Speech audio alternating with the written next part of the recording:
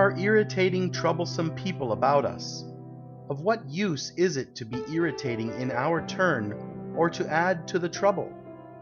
Most offenders have their better side.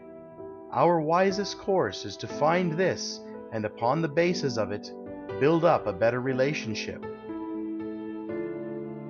There's a fellow in your office who complains and carps and whines till you'd almost do a favor to his heirs and his assigns. But I'll tip to you a secret, and this chap's of course involved.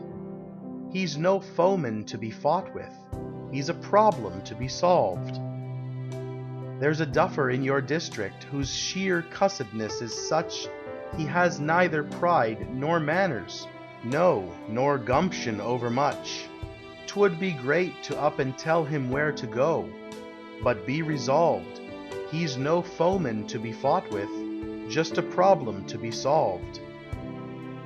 This old earth's, I'm sometimes thinking, one menagerie of freaks, folks invested with abnormal lungs or brains or galls or beaks.